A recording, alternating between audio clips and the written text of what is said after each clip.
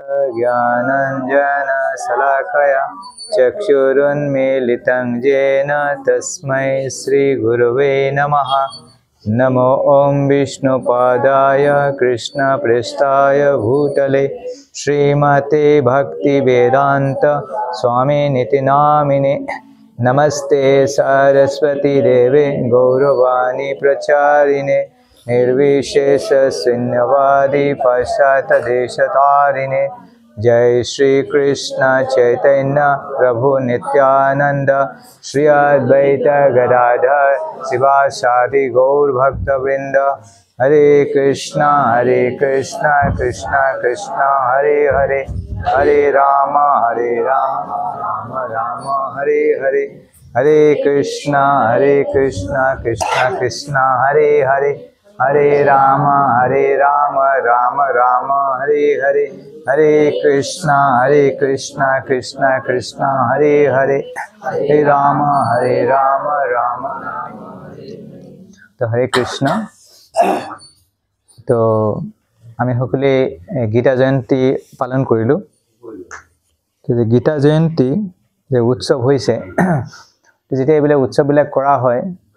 तार कारणे तार किबा उद्देश्य থাকে। तो जेनेके जन्माष्टमी करा হয়, तो गीता जयंती किहर कारणे হয়? गीता जयंती माने कि भागवत गीतार जन्मदिन। तो भगवाने भागवत गीता केले दिले, किहर कारणे दिले, कि उद्देश्य? तो সকলো এটা उद्देश्य এটা আছে। तो এইকাৰণে আজি আমি এটো কমন চৰ্চা কৰিম আৰু এটো বহুত গুৰুত্বপূৰ্ণ। নিশ্চয় এটা উদ্দেশ্য এটা আছে। গীতাখন আমি সকলোৱে জানো কুৰুক্ষেত্ৰ যুদ্ধত কোৱা হৈছিল। এনেকে ভাল এটা পৰিবেশত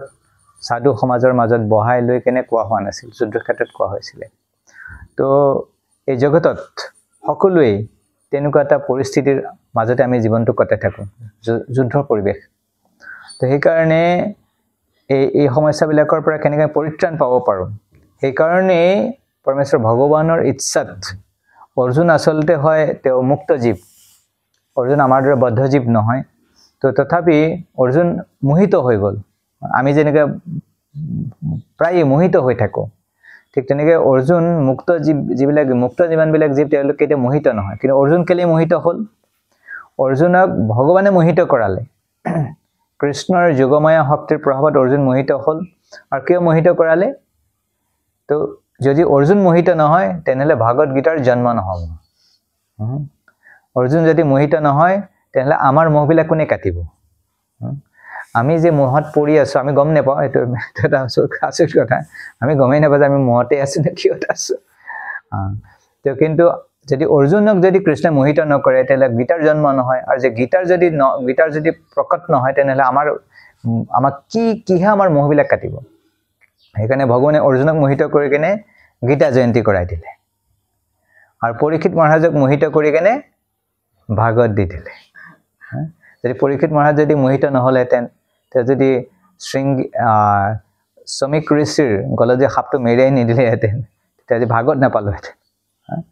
তো সেইকাৰণে ভগৱানে এই মহান ব্যক্তিসকলৰ মাধ্যমত আমাক এইবিলাক দিয়ে। কিন্তু আমি গীতাবিলাক হয়তো ভাল আছে, গীতাত যজ্ঞ কৰে সেইবিলাক ঠিক আছে, গীতাৰ শ্লোক আবৃত্তি কৰে সেইবিলাকো ঠিক আছে।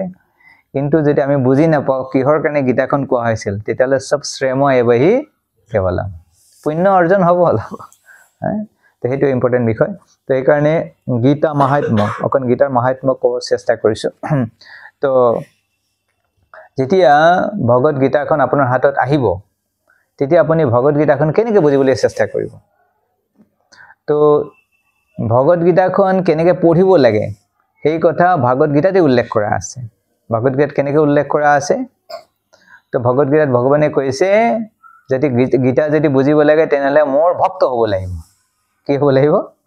মোৰ ভক্ত হ'ব লাগিব। আৰু ২ নম্বৰ কথা হৈছে যদি মোক যদি গীতাখন যদি বুজিব লাগে তেতিয়াহ'লে ঈৰ্ষাটো দূৰ কৰিব লাগিব, ঈৰ্ষা শূন্য হ'ব লাগিব। মানে ভগৱান কৃষ্ণৰ প্ৰতি ঈৰ্ষাপৰায়ণ হ'লে নহ'ব। আৰু ৩ নম্বৰ কথা হৈছে যদি গীতা বুজিব লাগে তেনেহ'লে ভগৱানৰ লগত এটা সম্পৰ্ক থাকিব লাগিব, ৰিলেশ্যনশ্বিপ। যিকোনো ব্যক্তিক আমি জানিবৰ কাৰণে তেওঁৰ লগত যদি সম্পৰ্ক থাকে তেতিয়া আমি জানো। যদি সম্পৰ্কই নাই কেনেকৈ জানিব? চেহাৰাটো চাই কেনে জানিব কৃষ্ণ বোলে ফটোখন চাই কেনে কৃষ্ণক কেনেকৈ জানে সেইকাৰণে সেইসকল ব্যক্তি কৃষ্ণক জানে যিসকলৰ কৃষ্ণৰ লগত সম্পৰ্ক আছে সেইকাৰণে প্ৰথম কথা হৈছে ভাগৱত গীতাৰ যিটো টপিক গীতাত আছে সেইটো spirit of the Bhagavad Gita কি spirit of the Bhagavad Gita তো তাৰ মানে হৈছে ভাগৱত গীতাখন কেনেকৈ আমি বুজিবৰ চেষ্টা কৰিব লাগে তো কৈছে যেতিয়া আমি মেডিচিন খাওঁ ঔষধ খাওঁ বেমাৰ হ'লে তেতিয়া আমি মোৰ মামাই কৈছে সেইটো মেডিচিন আনি কেনে নেখাম মোৰ দেউতাই কৈছে মোৰ মায়ে কৈছে মোৰ বেষ্ট ফ্ৰেণ্ড কৈছে সেইকাৰণে মেডিচিন খাম নে ফাৰ্মাচীত গৈ মেডিচিন আনিম ফাৰ্মাচীত গৈ নিজৰ পচন্দমতে কম নি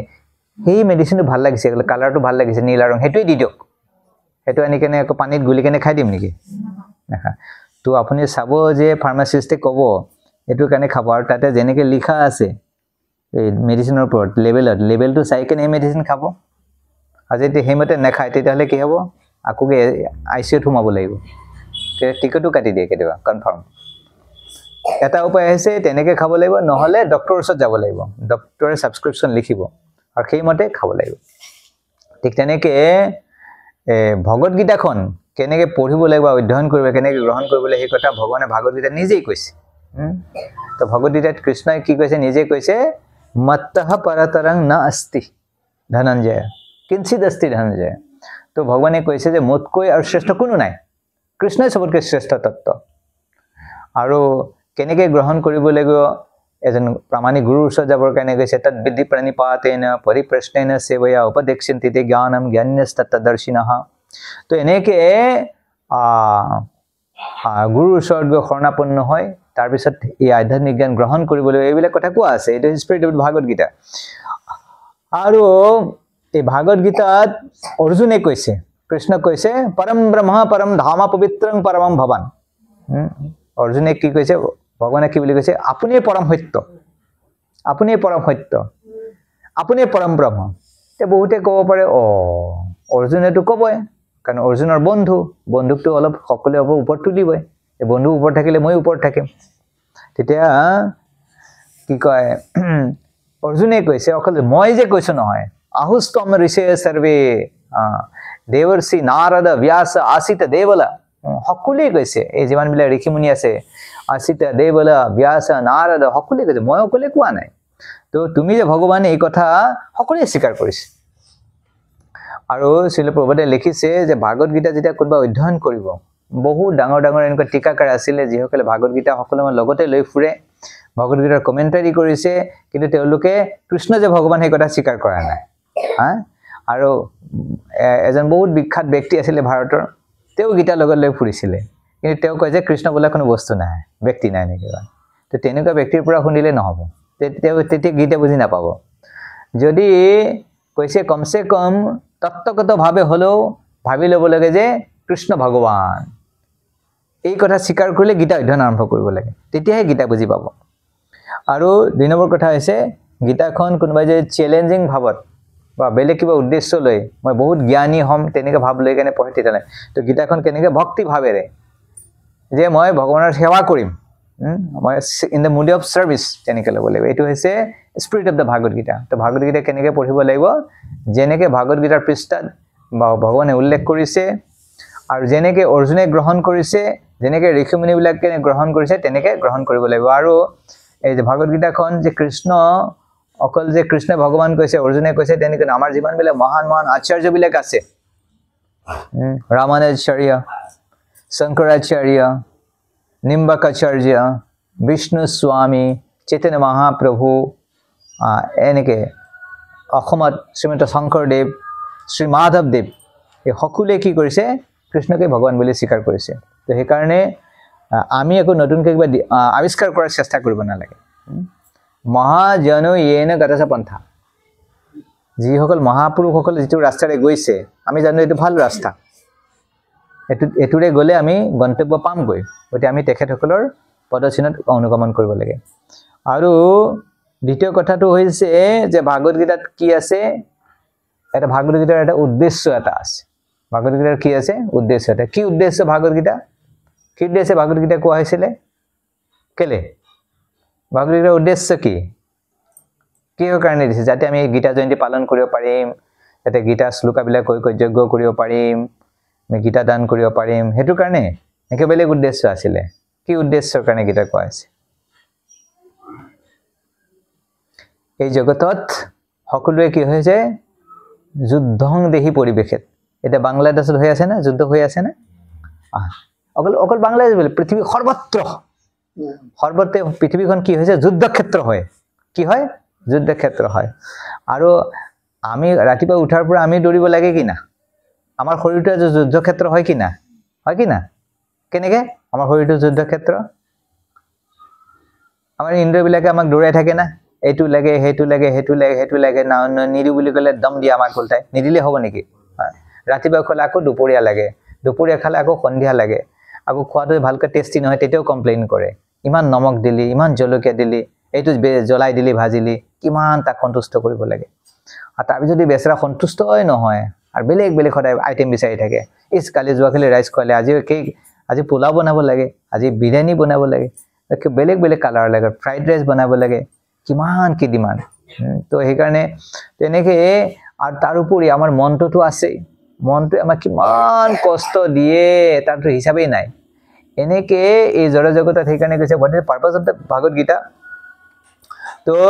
কৈছে that the purpose of the Bhagavad Gita is to deliver the mankind from the nascent of material existence আমি যিমান বেলে দুখ পাই আছো এই জগতত তাৰ মূল কাৰণ হৈছে অজ্ঞানতাৰ কাৰণে আমি দুখ পাওঁ যদি আমাৰ অজ্ঞানতা নাথাকে আমাৰ দুখে আমাক স্পৰ্শ কৰিব নোৱাৰে যদি আমাৰ অজ্ঞানতা নাথাকে দুখে আমাক স্পৰ্শ কৰিব নোৱাৰে কাৰণ প্ৰভুপাদ বিদেশত গৈছিল আমি চাওঁ যে প্ৰভুপাদ কেতিয়াও দুখী নাছিল প্ৰভুপাদ আনন্দত থাকে ট্ৰেন্সেন্ডেন্টাল হেৰি কেতিয়াও আমি প্ৰভুপাদ দেখা নাপাওঁ এনেকৈ প্ৰভুপাদ আছে দেখা নাপাওঁ আৰু প্ৰভুপাদক সুধিছিলোঁ যে প্ৰভুপাদ আপুনি সদায় আনন্দত থাকে কি কাৰণে ইয়াৰ ৰহস্যটো কি তে প্ৰভুপাদে কি কৈছিলে প্ৰভুপাদে কৈছিলে যে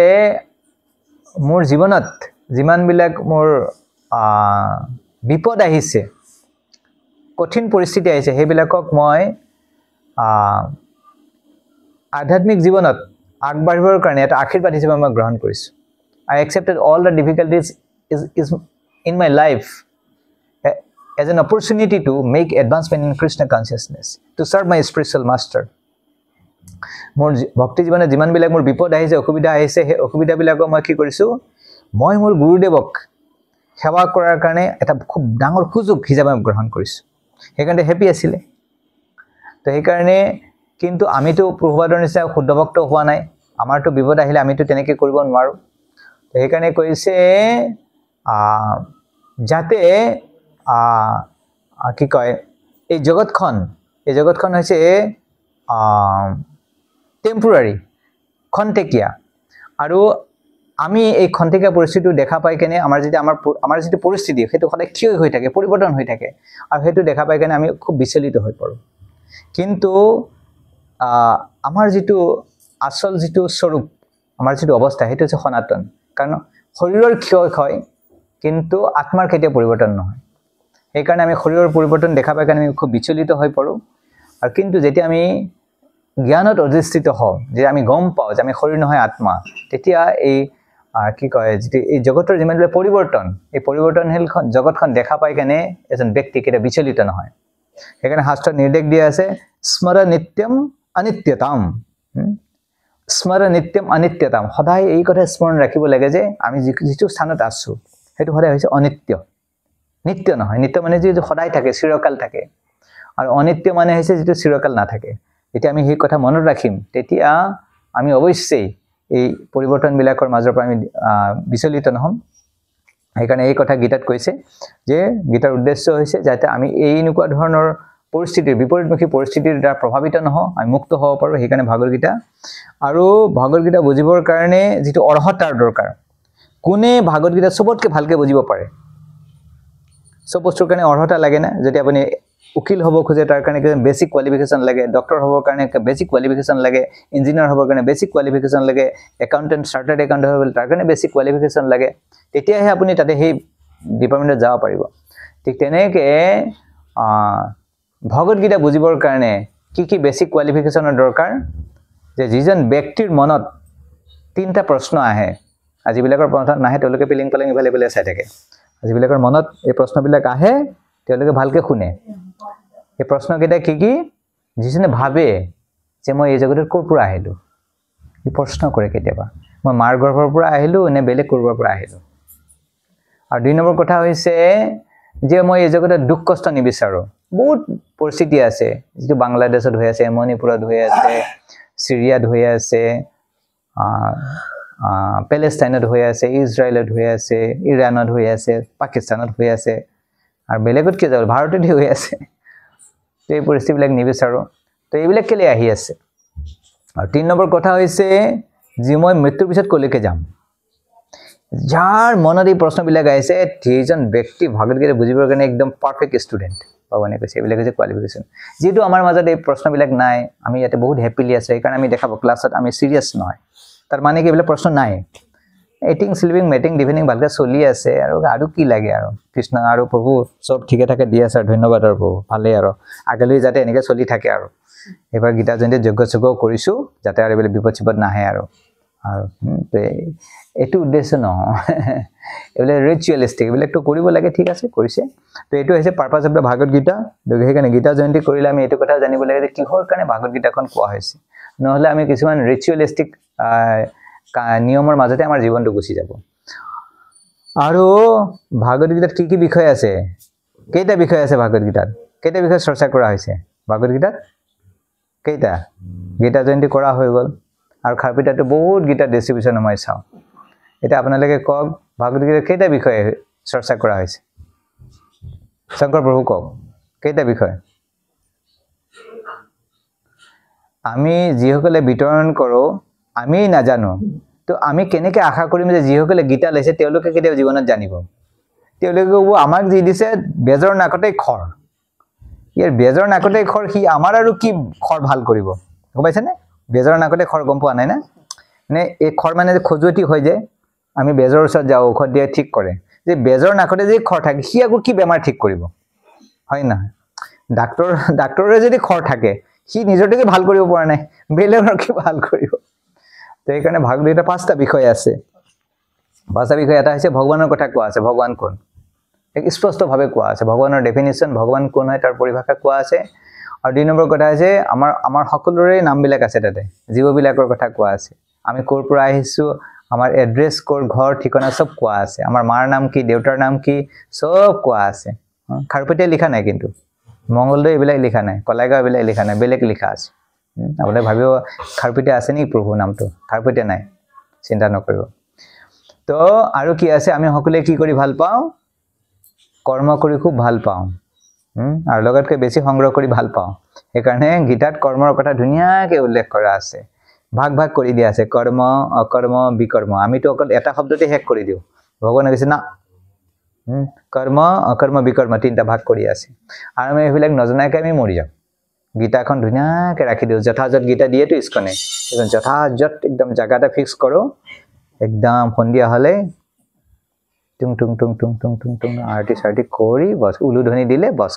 খালাছ ৰাতিপুৱা এবাৰ উলুধ্বনি দিলে সন্ধিয়া এবাৰ দিলে হৈ গ'ল গীতা পূজা হৈ গ'ল তাৰপিছত আৰু শেষ তো কৰ্ম খুলি কিনে চালেহে গম পাব কৰ্ম তো মই জাষ্ট এটা এক্সাম্পল কৈ আছোঁ আপোনালোকে কিহৰ কাৰণে গীতাখন দৰকাৰ মই এই মাইক্ৰফোনটো ব্যৱহাৰ কৰি আছোঁ ঠিক আছে মই 1 মাহ ধৰি ব্যৱহাৰ কৰিলোঁ মই ভাবি আছোঁ যে এইটো মাইক্ৰফোনৰ ৰেকৰ্ড হৈ আছে খুব ধুনীয়া তাৰপিছত মই যিজন ভক্তক মই পঠাওঁ ৰেকৰ্ডিং কৰি তেওঁক সোধোঁ প্ৰভু এইটো কেনেকুৱা হৈছে ৰেকৰ্ডিং প্ৰভু কৈছে ৰেকৰ্ডিং ভাল হৈছে কিন্তু মাইক্ৰফোনটো কাম কৰা নাই মই কৈছোঁ প্ৰভু চাগে ধৰিব পৰা নাই এইটো প্ৰভু কি ধৰিব পাৰিছে এনেকৈ ভাবিছোঁ মই ভাবিছোঁ মাইক্ৰফোন কাম কৰিছে এনেকৈ ভাবি আছোঁ তাৰপিছত যোৱাকালি কি হ'ল যোৱাকালিতো মই ৰুমত ৰেকৰ্ডিং কৰিছোঁ এতিয়া বক্স নাই এতিয়া অকল এইটোৱে আছে এইটোতো শব্দ অহা নাই এইটো কি হ'ল ৰে আজি শব্দ অহা নাই 1 মাহ ধৰি কাম কৰি আজি কিয় কাম কৰা নাই মই তেতিয়া ভক্তজনক ফোন কৰিছোঁ প্ৰভু এইটো দেখোন আজি কাম কৰা নাই তাৰপিছত কৈছে প্ৰভু মেনুৱেলটো উলিয়াওক বুলি কৈছে মই মানে মেনুৱেল পাত্তাই দিয়া নাই কিহৰ মেনুৱেল লাগে তাৰপিছত মেনুৱেল ওলাই কেনে কৈছে প্ৰভুৱে গাইড কৰি আছে মই কৰিছোঁ তাৰপিছত তেনেকৈ কৰিছোঁ তাৰপিছত কেমেৰা হেৰি কৰিছোঁ আপলোড কৰিছোঁ তাৰপিছত ৰেকৰ্ডিং তাৰপিছত আহিছে তো কি শিকিলে মেনুৱেলটো পাত্তা দিয়া নাছিলোঁ না অহংকাৰৰ বশৱৰ্তী হৈ অহংকাৰে মত্ত হৈয়া নিতাই পদ পাখৰীয়া তো সেইকাৰণে যেতিয়া আকৌ শৰণাপন্ন হ'লো প্ৰভুৱে কৈছিলে গুৰুদেৱে কৈছিলে ৰেকৰ্ডিং হোৱা নাই মই পাত্তা দিয়া নাই ঠিক তেনেকৈ গীতাখন হৈছে আমাৰ লাইফৰ মেনুৱেল আমিতো খুলি নাচাওঁ আমাৰতো লাইফটো কোনোবাই যদি কয় মেনুৱেলটো খুলি চাওক আপোনাৰ সকলো কিবা গৰ্বৰ হৈ আছে আমি কি কওঁ কি কথা কয় হে প্ৰভু আমাৰ লাইফ পুৰা ধুনীয়াকৈ চলি আছে ল'ৰাক আমেৰিকাত পঠাইছোঁ ইউ ডক্টৰ হৈ ওলাবই ছোৱালীও ইঞ্জিনিয়াৰিং কৰি আছে কিহৰ টেনশ্যন আৰু মোৰ ঘৰটোতো 7তলা ঘৰ বনালোৱেই আৰু 5টা বেংক একাউণ্ট আছে বিজনেছ ভালে চলি আছে কি কথা কয় হে আপুনি কিন্তু লাইফৰ যদি মেনুৱেল খুলি যদি এই জগতৰ বস্তু এটা মোবাইল কাম নকৰে এইটো লাইট জ্বলা মানে নাভাবিব যে এইটো কাম কৰি আছে মেনুৱেল ফলো কৰিব লাগিব তেতিয়াহে কাম কৰিব কেমেৰা অলৰেডি আছিলে সেইকাৰণে ইস্কনৰ অহাৰ আগতে আমি সব একদম কেমেৰা চেমেৰা সব ৰেডি লৈ আহোঁ গুৰু গ্ৰহণ কৰাৰ পৰা আৰম্ভ কৰি ভাগৱত গীতাৰ অধ্যয়ন সব একদম ভৰা কল হৈ কেনে আহোঁ ইস্কনত আৰু ইস্কনত যদি কোনোবাই কয় গুৰু লাগে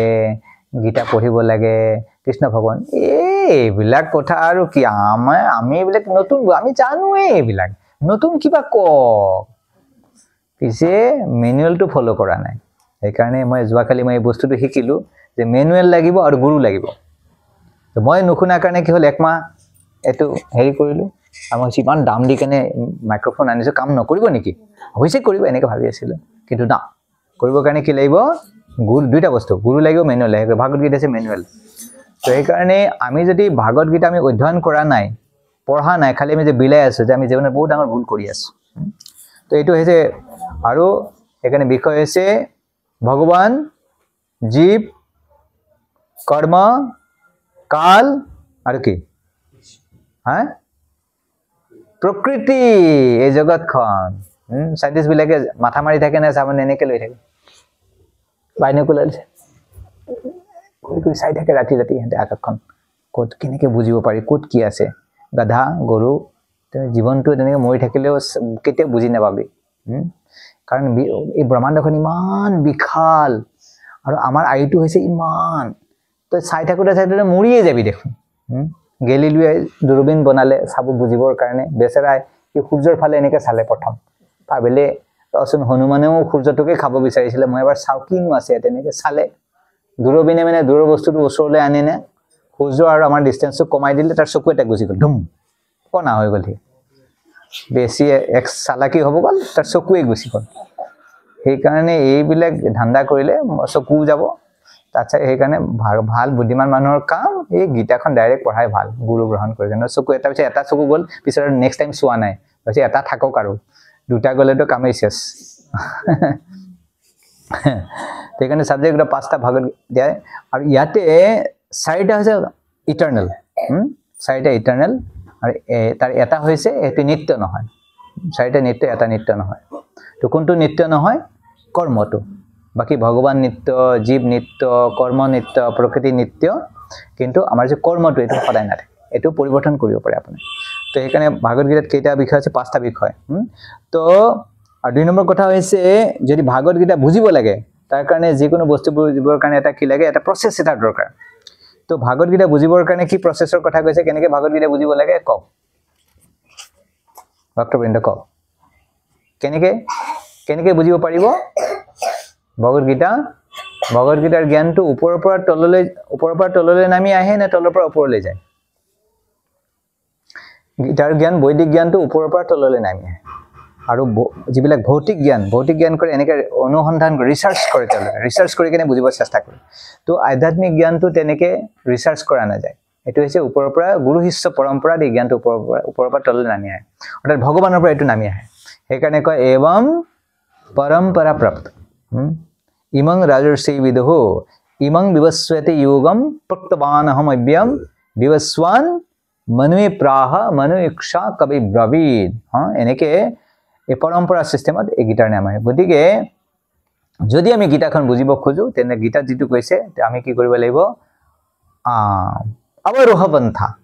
আৰোহ পন্থা নহয় ডিচেণ্ডিং প্ৰচেছ এচেণ্ডিং প্ৰচেছ নহয় এটা হৈছে এচেণ্ডিং প্ৰচেছ এটা হৈছে ডিচেণ্ডিং প্ৰচেছ এটা হৈছে আৰোহ পন্থা মানে তলৰ পৰা ৰিচাৰ্চ কৰি কেনে যোৱা আৰু অৱৰোহ মানে হৈছে ওপৰৰ পৰা তললৈ নামা তো আৰু যেতিয়া ভাগৱত গীতা আৰু কেতিয়া আমি গম পাম যে ভাগৱত গীতাখন বুজি পাইছে আমি কেতিয়া গম পাম যে ভাগৱত গীতাখন বুজি পাইছে যে আমি ভাগৱত গীতা বিলাও আমি পঢ়ো কি লক্ষণ কি লক্ষণৰ মাধ্যমত আমি বুজি পাম যে এজন ব্যক্তি ভাগৱত গীতা বুজি পালে কেনেকে কি লক্ষণ ভাগৱত গীতা পঢ়িলে আচৰণবিলাক ওকে তোৰ যিমান বিলাক কাৰ্যকলাপ সেইবিলাক চাইকেনে বুজিব পাৰে বুজিব পাৰিছে কাৰি সেইটো ধুনীয়া তো যেতিয়া ভাগৱত গীতা পঢ়িব তাৰপিছত লাষ্টত সি ক'ব যে ভগৱানে ক'ব কৰিষ্যে বচনং তব প্ৰভু জীৱনটোতো মই ইমান দিন মই স্বতন্ত্ৰভাৱে মই কটালো মই মেনুৱেল নাচালো মেনুৱেল ঘৰ বস্তুটো আনিলো মানে আমি যেতিয়া জগতত আহিছো আমাৰ কাৰণে মেনুৱেল হিচাপে ভগৱান গীতাখন পঠাই দিছে কিন্তু ইয়াৰ প্ৰয়োজনীয়তা আমি উপলব্ধি নকৰিলো কিন্তু যেতিয়া এবাৰ গীতাখন ভালকে গুৰু শিষ্য পৰম্পৰাত যেতিয়া প্ৰামাণিক ভক্তৰ মুখেৰে শুনাৰ পিছত সি ক'ব ভগৱান প্ৰভু ক'ব যে জীৱনত বহুত ভুল কৰিলো এতিয়াৰ পৰা নকৰো এতিয়া মেনুৱেলত যেনেকৈ ক'ব তেনেকৈ কৰিম তো সি ক'ব নস্তমোহ স্মৃতিৰ্লব্ধ্বা তৎ প্ৰসাদত মই অচ্যুত স্থিতু अस्मि গত সন্দেহ কৰিষ্যে বচনং তব প্ৰভু আজিৰ পৰা এতিয়া মই আপুনি যেনেকৈ ক'ব তেনেকৈ কৰিম সেইটো হৈছে ভাগৱত গীতা পঢ়াৰ ৰিজাল্ট তো কাৰণ যেতিয়া অৰ্জুনে গীতাৰ যেতিয়া আৰম্ভণি হৈছিলে অৰ্জুনে কৈছে ভগৱানে কৈছে তই যুদ্ধ কৰ মাৰি হটক অৰ্জুনে কৈছে নাই মাৰিব নোৱাৰো কেনেকৈ মাৰিম মোৰ ককা মোৰ গুৰুদেৱ মোৰ বন্ধু অশ্বত্থামাটো মোৰ বন্ধুই হয় এই দুৰ্যোধনটো মোৰ ভাই হয় কেনেকৈ মাৰিম ভগৱানে কৈছে আচ্ছা নামাৰা ঠিক আছে মই ক্লাছটো দিলাম ভগৱানে ক্লাছ দিছে ক্লাছ দিয়াৰ পিছত কৈছে কৰিষ্যে বচনং তব নস্তমোহ স্মৃতিৰ্লব্ধ্বা তৎপ্ৰসাদাৎ ময়া অচ্যুত স্থিতো अस्मि গত সন্দেহ কৰিষ্যে বচনং তব চেপ্টাৰ 18 ভাৰ্ছ নম্বৰ 73 18 নম্বৰ অধ্যায় 73 নম্বৰ শ্লোকা তো সেইটো হৈছে ভাগৱত গীতা নহলে বহুতে শ্লোকা আবৃত্তি কৰে 700 শ্লোকা আবৃত্তি কৰে কিন্তু বিড়ি খাবলৈ নেৰে এখনি খাবলৈ নেৰে এইটো কৰি এনে কৰিলে তাৰপিছত গীতাই পঢ়া বল নাপায় তো তাৰ মানে কি গীতা বুজি পালে কি নাপালে না বুজি পোৱা নাই গীতা বুজি পালে এইবিলাক চাব এইবিলাক খাব যাব কিয় খাব এইবিলাক বস্তু ইমান নিম্ন কোটিৰ ভাল বস্তু খাব ইমান নিম্ন কোটিৰ বস্তু কেলে খাব তো এইকাৰণে আৰু ভাগৱত গীতাত আৰু কিহৰ কথা কৈছে আমাৰ ঘৰৰ এড্ৰেছটো দিয়া আছে ভাগৱত গীতাত কিহৰ এড্ৰেছ দিয়া আছে আমাৰ ঘৰৰ এড্ৰেছ ক'ত কোৱা ভাগৱত গীতাত ক'ত উল্লেখ কৰা আছে আমাৰ ঘৰৰ ঠিকনা কওক কোনে ক'ব মই এজনকে নাম ধৰি নকওঁ তোমালোকে কোৱা ভাগৱত গীতাত আমাৰ ঠিকনা হোম এড্ৰেছ লিখা আছে ক'ত লিখা আছে এইটো 15 নম্বৰ অধ্যায়ত লিখা আছে ভগৱানে কৈছে কি কৈছে ন তদ ভাসয়তে সূৰ্য ন শশংকুন পাবকঃ যদ্গত্বা ন নিবৰ্তন্তে তদ্ধাম পৰমং মম মোৰ ধামত সূৰ্য নালাগে চন্দ্ৰ নালাগে স্মাৰ্ট মিটাৰো লগাব নালাগে বিল দিব নালাগে টেনচন স্মাৰ্ট মিটাৰৰ টেনচন না কাৰেণ্টৰ বিল দিব নালাগে হয় নেকি আৰু প্ৰভু ভিসা শেষ হ'ব নেকি ভিসাৰ ম্যাদ উকলি যাব নেকি ভিসা নতুন ৰিনিউ কৰিব লাগিব নে কৃষ্ণ কয় ভিসা ৰিনিউ কৰিব নালাগে বোলে সমস্যা নাই এই এবাৰ গ'লেই হৈ গ'ল আৰু ঘূৰি আহিব নালাগে আচ্ছা তেনে ভালেই এইকাৰণে ভগৱানৰ ভক্তবিলাকে ভগৱানক প্ৰাৰ্থনা কৰে হে প্ৰভু কিবা এটা কৰক বহুত কষ্ট পাইছো লৈ যাওক লে চলো কৈ মুঝে লে চলো ভগৱানৰ ওচৰত প্ৰাৰ্থনা কৰে তো এই সনাতন ধাম আৰু ইয়াতে ভাগৱত গীতাত আৰু কৈছে ধৰ্ম কি বিষয় উল্লেখ কৰা আছে সনাতন ধৰ্ম মানে কি হিন্দু ধৰ্ম মুছলমান ধৰ্ম খ্ৰীষ্টান ধৰ্ম কি ধৰ্ম মানে কি ধৰ্ম মানে কি ধৰ্ম মানে কি কোনোবাই যদি সোধে কি ক'বা ধৰ্ম মানে কি ভগৱানৰ যিটো আইন ধৰ্ম মানে কি ভগৱান লজ অফ গড প্ৰকৃতিৰ নিয়ম থাকে না লজ অফ নেচাৰ সায়েন্সত আমি পাইছো না লজ অফ প্ৰকৃতিৰ নিয়ম থাকে না ঠিক তেনেকে ভগৱানৰ নিয়ম লজ অফ গড সেইটো যে ধৰ্ম বস্তু বনাব না প্ৰকৃতিৰ নিয়ম কি মানে বনাব পাৰিব নেকি মাধ্যাকৰ্ষণ শক্তি গ্ৰেভিটেশ্যনেল ফ'ৰ্চ হেতুটো অলৰেডি আছে এটো নামাকৰণহে কৰিছে হেতু বনাব নোৱাৰে নে ক্ৰিয়েট কৰিব নোৱাৰে ঠিক তেনে ধৰ্মটো ক্ৰিয়েট কৰিব নোৱাৰে ধৰ্মাংটো সাক্ষাৎ ভগৱত প্ৰণীতম ভগৱানে যেটো দিয়ে এই কাৰণে ধৰ্ম হৈছে আৰু সিম্পল ভাষাত ক'লে ধৰ্ম বস্তুটো কি হয় পোহৰৰ ধৰ্ম কি জুইৰ ধৰ্ম কি তাপ বিলাই পোহৰ দিয়ে আৰু চেনিৰ ধৰ্ম কি মিঠা পানীৰ ধৰ্ম কি সি সদায় তৰল হৈ অৱস্থা থাকিব কেতিয়াবা হৈছে বৰফ হয় এটো বেলেগ কথা আদাৰৱাইজ নৰ্মেল টাৰ্স হেৰিটো হৈছে এই লিকুইড তৰল অৱস্থাত থাকে আৰু আমাৰ পিয়াহটো গুছায় তেনেকে আমি বিলাক জীৱ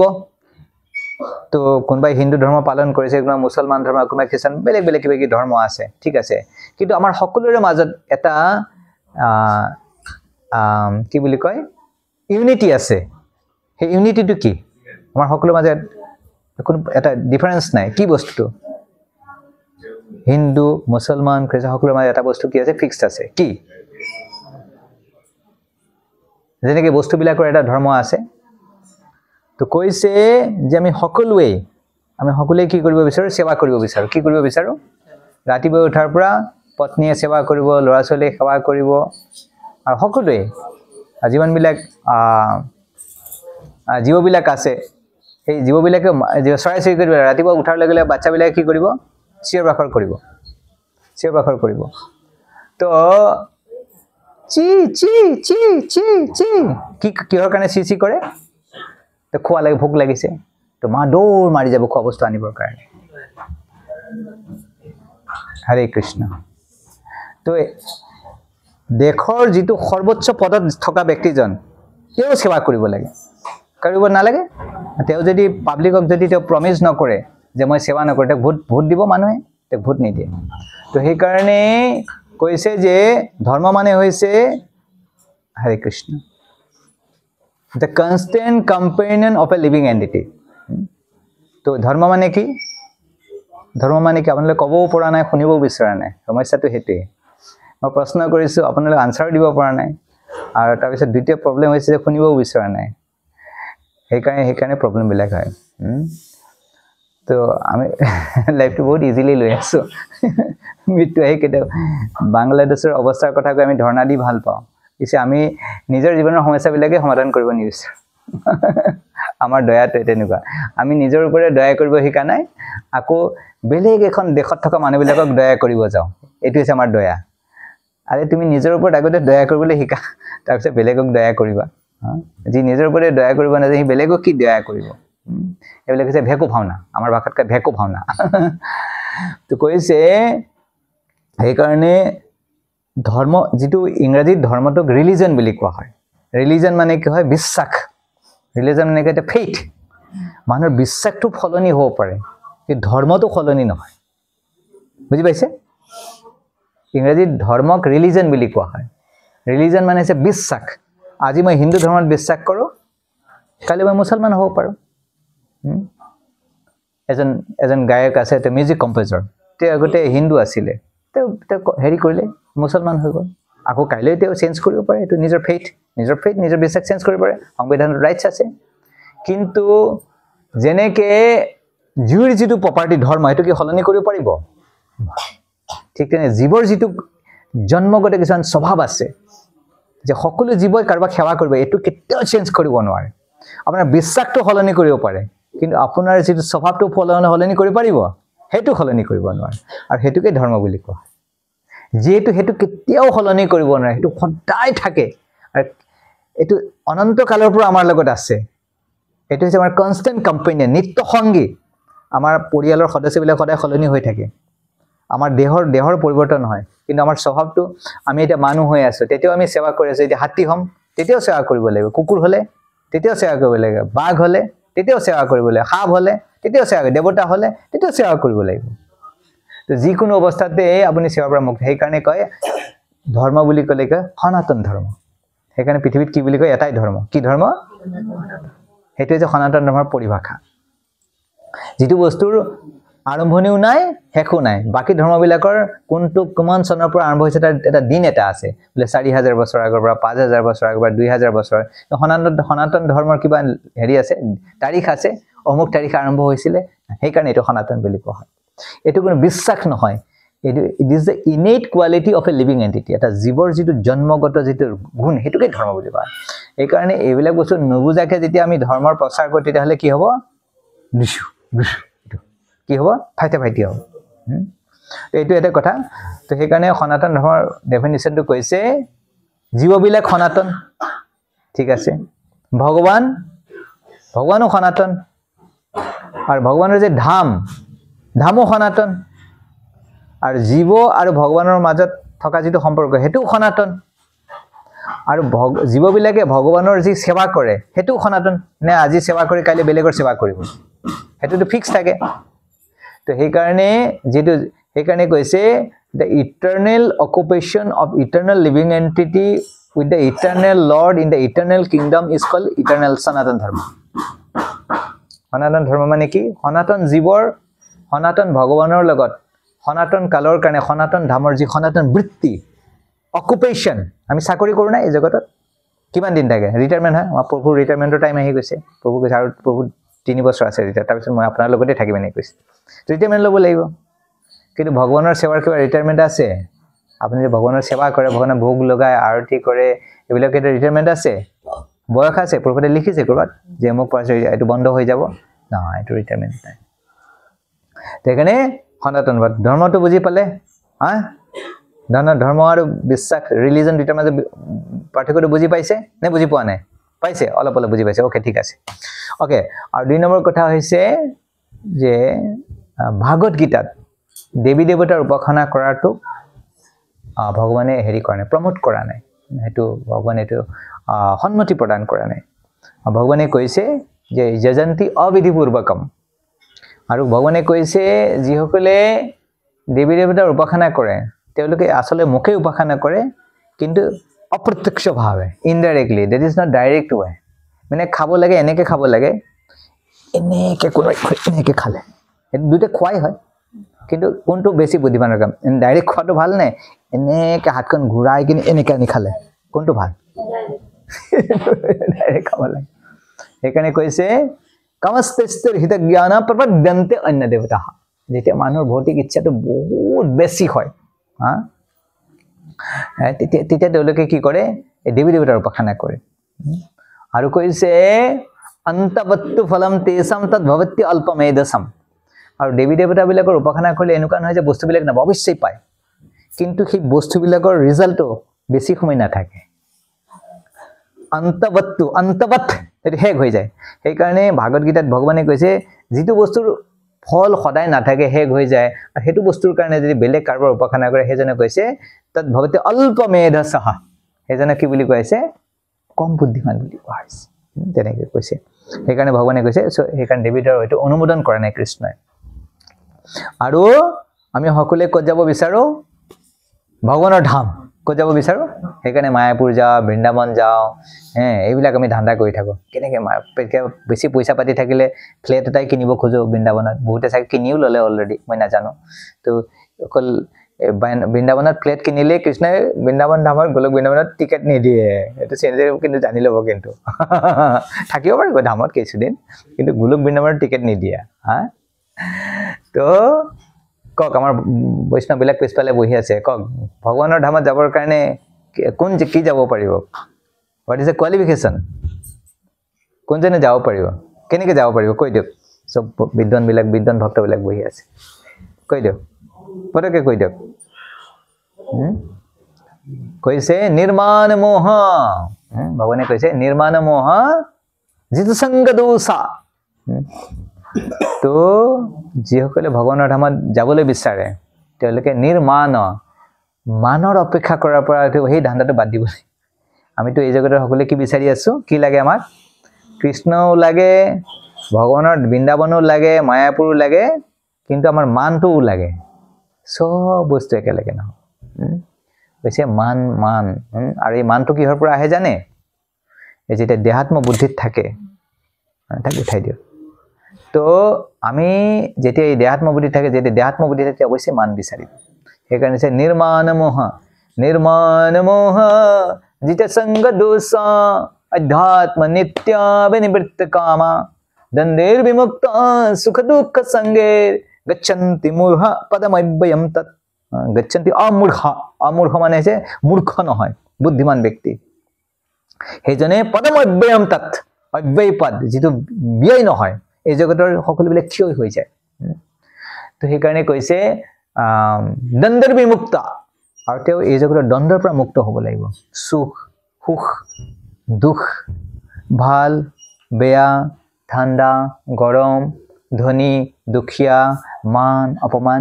এইবিলাক আমাক খাই খুলি খুলি খাই থাকে। ভিতৰত কলিজাটো কি কৈ থাকে, কামুৰি কামুৰি থাকে, বলে খাই খুলি খুলি খাই থাকে। এরকম বলছে আমাকে সবার সামনে, আমি মরে গেলাম, এরকম হচ্ছে, এরকম বলতে লাগে নাকি? এইবিলাক একদম আমার রাতে টোপনি না শেষ, এচি ৰুমত শুইছে, তাৰপিছতো কি নাই, টোপনি নাই। তো সেইকাৰণে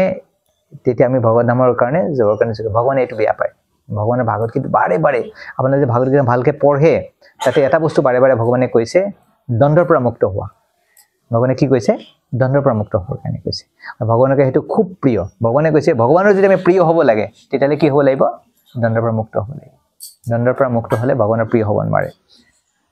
তো এইকাৰণে এটা হৈছে সেইটো। আৰু দ্বিতীয় কথাটো হৈছে যে অন্তিম সময়ত যদি আপুনি কৃষ্ণক স্মৰণ কৰিব পাৰে, অন্তকালে চ মামেবা স্মৰণ মুক্ত্বা কলেবৰম ইহ প্ৰয়াতি সমদ্ভাৱম ইয়াতি নাস্তি অত্ৰ সংশয়ঃ। যদি জীৱনৰ শেষত যদি আপোনালোকে কৃষ্ণক স্মৰণ কৰিব পাৰে, অৱশ্যেই আপুনি ভগৱত ধামত যাব পাৰিব। কিন্তু জীৱনটো যদি আপুনি বেলেগ বস্তুৰ স্মৰণ কৰি কৰি থাকে, আপুনি যদি ভাবে লাষ্টত মই ডাঙৰকৈ বক্স এটা লগাই দিম, কীৰ্তন লগাই দিম, ইস্কনৰ ডিভোটিক আগতে কৈ থৈ দিম, মই মৰা সময়ত প্ৰভু ডাঙৰকৈ বক্স কীৰ্তন লগাই দিব, কৃষ্ণৰ নাম শুনি শুনি থাকিম, তাৰপিছত মই মৰি যাম, তেতিয়া গোলোক বৃন্দাবনত যাম, মই এই সংসাৰত ভোগো কৰিলোঁ, সময়টো বচালোঁ, লাষ্টত গোটেই জীৱনটো জপ কৰা নাই, লাষ্টত অকণমান ভগৱানৰ নাম কৰিলোঁ, মই ভগৱত ধামত গুচি গ'লোঁ, দুইটাই মোৰ লাইফ হৈ গ'ল অজামিলৰ নিচিনাকৈ। তেনেকৈ নহয়, এইটো হৈছে অভ্যাস। ভগৱানৰ নাম হৈছে দিব্য। তো আমাৰ ইন্দ্ৰিয়ে সেইটো গ্ৰহণেই নকৰিব। যেতিয়া কীৰ্তন বাজি থাকিব, মোৰ মনে কি ভাবি থাকিব, ইমান কষ্ট কৰি প্ৰপাৰ্টি কৰিলোঁ, ল'ৰা ছোৱালীকেইটাৰ এটাৰো লক্ষণ ভাল নহয়, এই ঠাণ্ডা দিনত 8টা 9টালৈ ঘুমাই থাকে, ইহঁতে চব শেষ কৰিব, মোৰ ইমান কষ্ট কৰিব, চব চেছ কৰিব। ই ভাবি থাকোঁতে যিমান ডাঙৰ বক্স লগালেও কাণত হৰিনাম নুঘুমাব, শুনাই নাপাব, হয় কি না? ইয়াতে বহুত মানুহ বহি আছে, কিন্তু যিসকলৰ মনটো ইয়াতে ক্লাছত নাই, তেওঁলোকে শুনা নাই, তেওঁলোকে ইফালে ইফালে পেলিং পালাং কৰি আছে, কাৰণ মনটো ইয়াতে নাই। ইয়াতে বহি আছে মানে নাভাবিব যে গীতা কথা শুনি আছে, যদি ভাবি আছে ঘৰত তালাটো মাৰি আহিলোঁ, কিন্তু আজিকালি বহুত চুৰি হয়। দুৰ্গা পূজাৰ টাইমত এবাৰ খালী কৰি দিলে, সোণ খালী কৰি দিলে এইবাৰ আমাৰ পহুৰ মামাৰ ঘৰত। আমাৰো যদি হৈ যায় এনেকৈ, তো এতিয়া ক্লাছ শুনি আছে নাই, ফোন চলি আছে এতিয়া, হয় কি না?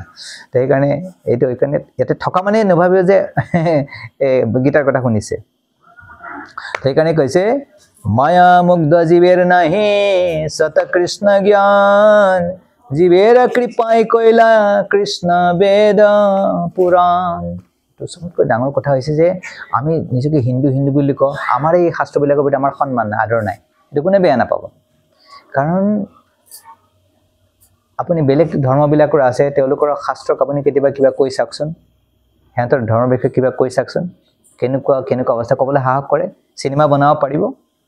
তেওঁলোকৰ ধৰ্মক লৈ কেনে চিনেমা বনাব পাৰিব, আৰু আমাৰ ধৰ্মটোক লৈ চিনেমা বনাওক, কিবা বনাওক, আমাৰ গাতেই নালাগে।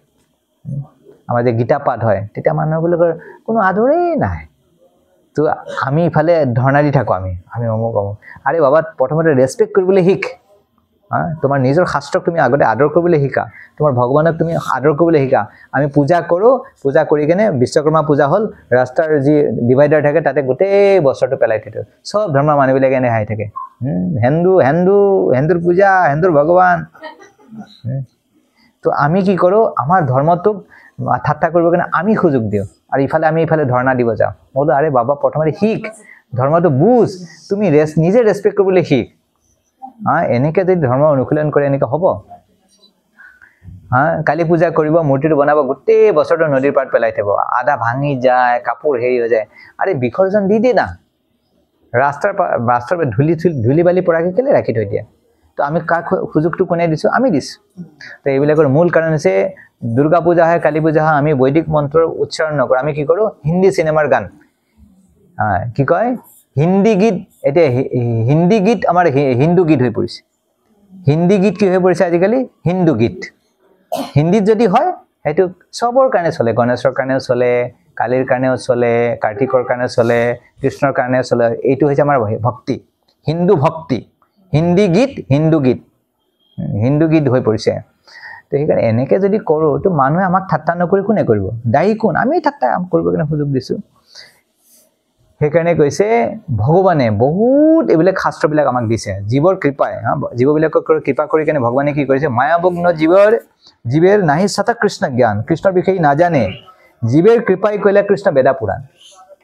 আৰু জীৱবিলাক কৃপা কৰিবৰ কাৰণে ভগৱানে শাস্ত্ৰবিলাক দিছে আৰু এই শাস্ত্ৰবিলাকৰ প্ৰতি আমাৰ কোনো আদৰ নাই আমি নপঢ়োঁ আমি যেনেকৈ ভাল পাওঁ আমি তেনেকৈ আমি কৰোঁ তো সেইকাৰণে অৱশ্যেই মানুহে কি কৰিব লাগিব গীতা পঢ়িব লাগিব আৰু আৰু সবতকৈ ইম্পৰ্টেণ্ট বিষয় হৈছে যে ভগৱানে আমাৰ পৰা টকা পইচা বিচৰা নাই প্ৰথমতে আমাৰ পৰা কি বিচাৰিছে ভগৱানে আমাৰ মন আৰু কি বিচাৰিছে আমাৰ বুদ্ধি বিচাৰিছে ভগৱানে আমাৰ পৰা কি বিচাৰিছে মন আৰু বুদ্ধি কেলে মন বুদ্ধি বিচাৰিছে কওক কেলে টকা পইচা বিচাৰিব পাৰিলেহেঁতেন মাটি বিচাৰিব পাৰিলে সোণ বিচাৰিব পাৰিলেহেঁতেন কেলে মন আৰু বুদ্ধি বিচাৰিছে কাৰণ কোনোবাই যদি তাৰ মন আৰু বুদ্ধিটো দি দিয়ে তাৰ সব আহি যাব কোনোবাই যদি মন বুদ্ধি দিয়ে টকা পইচা ল'ৰা ছোৱালী ঘৰ দৰ সব আহি যাব এই যে আজি যে আপোনালোকে ইয়াতে আহিছে সব মানুহ অহা নাই নহয় আপোনালোকে কেনেকৈ আহিলে আপোনাৰ মনটো ইয়ালৈ আহিলে বুজিছেনে মনটো আহিলে আৰু তাৰপিছত বুদ্ধিয়ে কি কৰিলে ঠিক আছে তই যাবি ঠিক আছে এনেকৈ গাড়ী ল'বি গাড়ী ধৰি কেনে যাবি এইটো ৰাস্তাৰে এড্ৰেছটো যদি এড্ৰেছটো নাযায় সুধিব প্ৰভু আপোনাৰ ঘৰৰ এড্ৰেছটো ক'ত নতুনকৈ যিটো ঘৰ এইফালে সোমাই আহিব আহি কিনে ইয়াতে ঘৰটো তো সেইকাৰণে ভগৱানে আমি যে ভাবি কামবিলাক যদি আমি কৰোঁ আমাৰ এটা ভুল ধাৰণা মিছকনচেপশ্যন আছে ভ্ৰান্ত ধাৰণা আমি ভাবোঁ যে শৰীৰটোৱে কৰি আছোঁ এইফালে শৰীৰে কাম নকৰে শৰীৰটো হৈছে এটা যন্ত্ৰৰ নিচিনা এই ট্ৰেইনৰ ডাব্বা থাকে নহয় ট্ৰেইনৰ ডাব্বাৰ নিচিনা যে ইঞ্জিন চলে তেতিয়াহে ডাব্বাবিলাক চলিব ঠিক তেনেকৈ আমাৰ শৰীৰটো তেনেকুৱা আমাৰ ইঞ্জিন হৈছে আমাৰ মন আমাৰ বুদ্ধি মনে বিচাৰে মনে অনুভৱ কৰে আৰু বুদ্ধিয়ে গাইড কৰে আৰু তাৰপিছত শৰীৰটো আহে সেইকাৰণে ভগৱানে কৈছে তোমাৰ মন আৰু বুদ্ধি দি দিয়া আৰু কৃষ্ণই কৈছে যদি সেইটো দিব নোৱাৰা কাৰণ আমাৰ মন বুদ্ধিটো আমি ক'ত দিওঁ কৃষ্ণক নিদিওঁ আমি বেলেগত লগাওঁ কিন্তু আৰু মন আৰু শৰীৰটো ক'ত থাকে মন আৰু বুদ্ধি বেলেগ কামত লগাওঁ সেইকাৰণে কৈছে ঠিক আছে আৰু তুমি যদি মন আৰু বুদ্ধিটো মোৰ দিব নোৱাৰা তেতিয়াহ'লে এটা কাম কৰা এনেকৈ খাব লাগিছিলে ঠিক এনেকৈ খোৱা আৰু এতিয়া কমচে কম তেতিয়াহ'লে কৰ্মৰ ফলটো তুমি কি কৰা অলপ ফল মোক দি দিয়া কাৰণ কৰ্ম তোমাৰ মন আৰু বুদ্ধি লগাই বহুত কষ্ট কৰি কেনে কি কৰিলা ধন উপাৰ্জন কৰিলা এতিয়া কি কৰা যে তোমাৰ কৰ্ম তোমাৰ মন আৰু বুদ্ধিটো পোনপটীয়াভাৱে মোক দিব নোৱাৰিলে গতিকে ইনডাইৰেক্টলি এতিয়া মোক দিয়া এই যে ফলটো দিয়া মানে কি হ'ল তে মন আৰু বুদ্ধিটো ভগৱানক দিয়া হ'ল আৰু যিটো অলপ ফল মোক দি দিয়া তেনেকৈ আৰু সেইটো যদি নোৱাৰা কমচে কম সাধাৰণ ভক্তিৰ অনুশীলন কৰা এনেকৈ ভগৱানে বেলেগ নহ'লে তুমি সাধাৰণ ভক্তি হৰে কৃষ্ণ জপ কৰা চাৰিটা নিয়মৰ পালন কৰা ভোগ অৰ্পণ কৰি কেনে খোৱা এনেকৈ বেলেগ ভগৱানে অপশ্যন দিছে তো সেইকাৰণে এই বস্তুটোৰ কথা কৈছে আৰু কোনোবাই যদি এনেকৈ যদি কৰ্ম কৰে তেতিয়া ভগৱানে কৈছে যে ভগৱানৰ গেৰেণ্টি দিছে কৈছে অভ্যাস যোগ যুক্তেন চিতসানান্য গামিন পৰমং পুৰুষং দিব্যম ইয়াতি পাർത്থান চিন্তয়ন তো কোনোবাই যদি এনেকৈ ভগৱানৰ চিন্তন কৰিব পাৰে অভ্যাস যোগৰ অনুশীলন কৰিব পাৰে তেনেহ'লে ভগৱানে কৈছে যে তেওঁ মোক অৱশ্যেই লাভ কৰিব পাৰিব ভগৱানৰ ধাম অৱশ্যেই লাভ কৰিব পাৰিব সেই বিষয়ে কোনো সন্দেহ নাই তো আৰু কেৱল কৈছে যে ভগৱদ্গীতাত ভগৱানে কৈছে যে বহুতে ভাবিব পাৰে যে ভাগৱত গীতা বুজিবৰ কাৰণে আমাৰ বহুত বেছি বুদ্ধিমান হ'ব লাগিব হাই ইণ্টেলিজেঞ্চ হ'ব লাগিব কিন্তু ভগৱানে কৈছে কোনো হাই ইণ্টেলিজেঞ্চৰ দৰকাৰ নাই একেবাৰে ভোদা মানুহ এজনেও তেওঁ ভগৱানৰ ভক্তি কৰিব পাৰিব খালি ভগৱদ্গীতাৰ যিমানবিলাক প্ৰিন্সিপলবিলাক সেইবিলাক গ্ৰহণ কৰিলে এখন যেনেকৈ ভগৱানে ভোগ লগাই কেনে খোৱা এইটো কৰিবৰ কাৰণে কি বহুত বুদ্ধি লাগিব নেকি ভগৱানে ভোগ লগাবৰ কাৰণে ঘণ্টিটো বজাবৰ কাৰণে একো বুদ্ধি দৰকাৰ নাই ভগৱানে কৈছে তস্মাৎ সৰ্বেষু কালেষু মাম অনুস্মৰেৎ তো ভগৱানৰ নাম জপ কৰিবৰ কাৰণে বহুত ডিগ্ৰী লাগিব নেকি ডাঙৰ ইউনিভাৰ্চিটি ডিগ্ৰী লেভেল দৰকাৰ নাই তো সেইকাৰণে লাষ্টত মই এটা কথাই আপোনালোক সকলোৱে ক'ব খোজো বা মই প্ৰশ্ন কৰিছোঁ আপোনালোকক যে কেতিয়া মই গম পাম যে আমি যে গীতা জয়ন্তী কৰিলোঁ এই উৎসৱবিলাক কৰিলোঁ গীতা বিলালোঁ এই অনুষ্ঠানবিলাক বা আমি গীতাৰ কথা চৰ্চা কৰিলোঁ তেতিয়া কেতিয়া এইটো সম্পূৰ্ণ হ'ব সাৰ্থক হ'ব পূৰ্ণ হ'ব কেতিয়া পূৰ্ণ হ'ব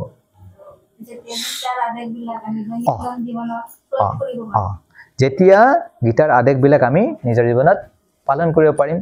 আৰু গীতাত ভগৱানে কৈছে যে মই এই সংসাৰত মই গীতাখন কেলেই দিছোঁ কাৰণ সকলোৱে কুৰুক্ষেত্ৰ অৰ্জুনে যেনেকৈ কুৰুক্ষেত্ৰত থাকি বহুত বেলেগ বেলেগ বিপদৰ সন্মুখীন হ'ব লগা হৈছিলে আৰু ভগৱান হৈছে দেউতা আমাৰ আৰু ভগৱানে জীৱবিলাকৰ দুখ দেখিলে বেয়া পায় সেইকাৰণে আমি যেনে বেলেগ বেলেগ বিপৰীত পৰিস্থিতিৰ সন্মুখীন হৈ আছোঁ সেইবিলাকৰ মুক্ত হ'বৰ কাৰণে সেই দুখৰ পৰা পৰিত্ৰাণ পাবৰ কাৰণে ভগৱানে গীতা প্ৰদান কৰিছে তো সেইকাৰণে গীতাত কৈছে ভগৱানে কৈছে যুক্তাহাৰ বিহাৰস্য যুক্ত শ্ৰেষ্ঠস্য কৰ্মসু যুক্ত স্বপ্ন অৱবদেশ যুগ ভৱতি দুঃখহা কোনোবাই যদি নিজৰ আহাৰ বিহাৰ কৰ্ম কৰা যি কষ্ট কৰে শ্ৰম কৰে আৰু যিটো সপোন শুৱা ঘুমাই টোপনি মাৰে এইবিলাক বস্তু যে ৰেগুলেটেড হ'ব তে সেইজন ব্যক্তিক দুখে স্পৰ্শ নকৰে কেনেকৈ দুখৰ পৰা মুক্ত হ'ব আমাৰ লাইফটো কি কৰিবলৈ আমাৰ এতিয়া লাইফটো আমাৰ ৰেগুলেটৰ নাই আমি যে আমি আপোনাৰ মাতাজীবিলাকে ৰন্ধা কৰে আমাৰ ইস্কনৰ প্ৰভুপাদৰ কৃপাত আজিকালি প্ৰভুবিলাকেও কুকিং কৰে মাতাজী পিতাজী গ'ল আগতে মাতাজীৰ ডিপাৰ্টমেণ্ট আছিল আজিকালি প্ৰভুবিলাকেও ৰান্ধিবলৈ যায় তো যদি গেছ চিলিণ্ডাৰ ৰেগুলেটৰ নাথাকে তেতিয়া কি হ'ব গেছ চিলিণ্ডাৰ আছে সব কানেকশ্যন আছে কি ৰেগুলেটৰ নাই কি হ'ব কওক গেছ আহিয়ে থাকে ওলাই থাকে বোলে ৰেগুলেটৰ নাই তেতিয়া কি হ'ব ভাল হ'ব না ৰন্ধা কৰি কেনে ঘূৰি আহিলে ৰাতিপুৱা ঘৰো নাথাকিব আপুনিও নাথাকিব কোনো নাথাকিব তো সেইকাৰণে আমাৰ জীৱনটো তেনেকুৱা যদি ৰেগুলেটৰ নাথাকে যিটো ৰেগুলেটেড নহয় আমি যে দুখবিলাক পাওঁ ডাক্তৰৰ ওচৰত যে বাৰে বাৰে যাবলৈ কিহৰ কাৰণে ডাক্তৰ চাহাব বহুত বিষাইছে বুকে জ্বালা পুৰা কৰিছে কিছু দাও না ডাক্তৰ পাব আৰে বাৰে বাৰে ডক্টৰ ওচৰত কেলৈ যাব লগা হৈছে বুঢ়াৰ কথা নুশুনা ডেকা টানত পৰি কিয় কেকা মানে বুঢ়া মানুহ বৃদ্ধ মানুহবিলাকে কয় বাবা এইটো নকৰিবি দেই কি কয় এই বাদ দে তই বুঢ়া মানুহ তই কি জানো তই আপুনি এইবিলাক নাজানে এতিয়া কম্পিউটাৰ কা জামানা আহে এনেকৈ তাৰপিছত এতিয়া বিপদ হয় তেতিয়া আহে আৰু ভৰিখন লেকচাই কেনে দেউতা আহে তেতিয়া দেউতাই কয় ককাই কয় বুঢ়াৰ কথা নুশুনা ডেকা টানত পৰি কিয় কেকা মানে কেকা থাকে মলাম গো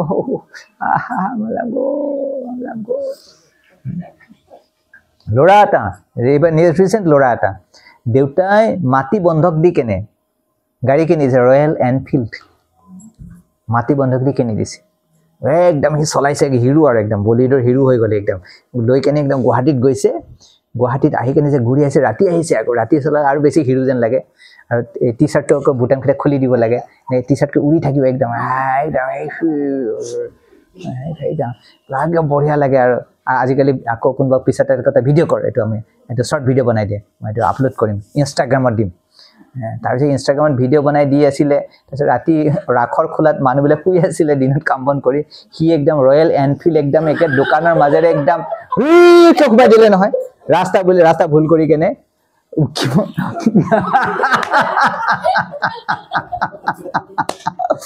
বহুত মানুহ শুই আছিলে ৰাতি আৰামছে দিনটো কষ্ট কৰি কেনে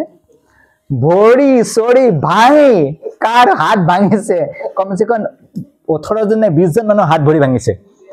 আৰু সেইজন ল'ৰা স্পট ডেড সি আৰু বাকীবিলাকৰ যিয়ে কাৰোবাৰ হাত ভাঙিছে কাৰোবাৰ ভৰি ভাঙিছে গম পাইছে সেইটোকে কয় বুঢ়াৰ কথা নুশুনা ডেকা টানত পৰি কিয় কেকা এইটোকে কয় তাৰ অৰ্থ হৈছে সেইটো সেইকাৰণে মেনুৱেল নামানে গীতাৰ কথা কৈছে ভগৱানে আমাক দুখ দিবৰ কাৰণে অহা নাই ভগৱানে কৈছে সৰ্ব ধৰ্মান পৰিত্যাজ্য মাম একং শৰণং ভজ আৰে তোমাৰ পাপৰ দায়িত্ব মই ল'ম না তুমি কেলে চিন্তা কৰিছা তোমাৰ পাপ তোমাক মই শুদ্ধ কৰি দিম অহংতং সৰ্ব পাপেভ্যো মোক্ষয়িষ্যামি মা সুচ্ছ চিন্তা কৰিব নালাগে ভগৱানৰ কথা নুশুনি ভগৱানে কৈছে খোৱা খাব মানা কৰা নহয় পত্ৰম পুষ্পম ফলম তুয়াম এইকেইটা ইয়াৰ ভিতৰতে খোৱা আমি যাকে তাকে খাম তো সেইকাৰণে যেতিয়া আমি ভগৱত গীতাৰ উপদেশবিলাক পালন কৰিম তেতিয়াহ'লে কৰ্মৰ কথা ভগৱানে কৈছে কেনেকৈ কৰ্ম কৰিব লাগে তো সেইকাৰণে যেতিয়া আমি মেনুৱেলটো পালন কৰি সেইকাৰণে গীতা জয়ন্তী তেতিয়া সাৰ্থক হ'ব আমি গীতা বিলাইছোঁ যদি মানুহক এই জ্ঞানবিলাক দিব পাৰোঁ খালি যদি গীতা বিলাই থকা মই চাকাৰ ভিতৰত গীতা বিলাই থাকে আজি মই কিছুমান চিম্পল প্ৰশ্ন কৰিছোঁ আপোনাৰ উত্তৰ দিব পৰা নাই তো এটো মানে কি হ'ল আপোনালোকে পঢ়া নাই গীতাখন অধ্যয়ন কৰা নাই ষ্টাডি কৰা নাই তো তেতিয়াহ'লে আমি খ্ৰীষ্টান ভক্তি জীৱনত আহিছে আমি জব কৰোঁ প্ৰসাদ লওঁ আমি যদি গীতা পঢ়িবৰ কাৰণে প্ৰেৰণা পোৱা নাই সেইবিলাক মানে ইমান ব্যস্ত থাকে জড়জড়ি কৰ্মত তেওঁলোকে কেতিয়া পঢ়িব সেইকাৰণে এটো এনেকৈ গীতা জয়ন্তীৰ যিটো উদ্দেশ্যৰ কাৰণে গীতা জয়ন্তী আজি উৎসৱটো হ'ল গীতাৰ জন্ম হ'ল তাৰ উদ্দেশ্যটো সফল নহ'ল আৰু মেনুৱেলটো দিলে মই ইউজ নকৰিলোঁ তেতিয়া কিবা কাম হ'ল এক অনিৰৰ্থক হ'ল মই ডাঙৰ উৎসৱ বনালোঁ মোবাইল আনিছোঁ বোলে এই মোবাইলৰ কাৰণে ফেষ্টিভেল কৰিলোঁ বোলে ডাঙৰ চবকে মাতি আনিলোঁ ফিষ্টিং কৰিলোঁ খোৱালোঁ আৰু মোবাইল মেনুৱেল চোৱা নাই মোবাইল ইউজ কৰি আছোঁ কেনেকৈ হ'ব ঠিক তেনেকৈ আমি মনুষ্য শৰীৰ পাইছোঁ ভগৱানে আমাক দয়া কৰি কেনে দয়াময় দয়া কৰা ভগৱানে দয়া কৰিছে আমাৰ ওপৰত দয়া কৰি আমাক গীতা দিছে গীতাৰ জন্ম হৈছে আৰু তাৰ এটা উদ্দেশ্য এটা আছে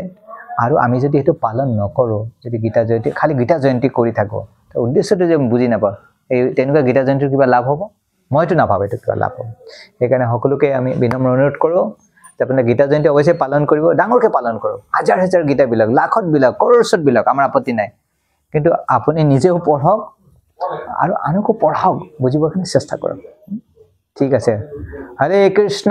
কৃষ্ণ কৃষ্ণ হৰে হৰে হৰে ৰাম ৰাম ৰাম হৰে হৰে জয় হৰে কৃষ্ণ কৃষ্ণ হৰে হৰে হৰে ৰাম ৰাম ৰাম হৰে হৰে হৰে কৃষ্ণ কৃষ্ণ কৃষ্ণ হৰে হৰে হৰে ৰাম गीता जयंती महामहोत्सव की जय श्री हरे कृष्ण।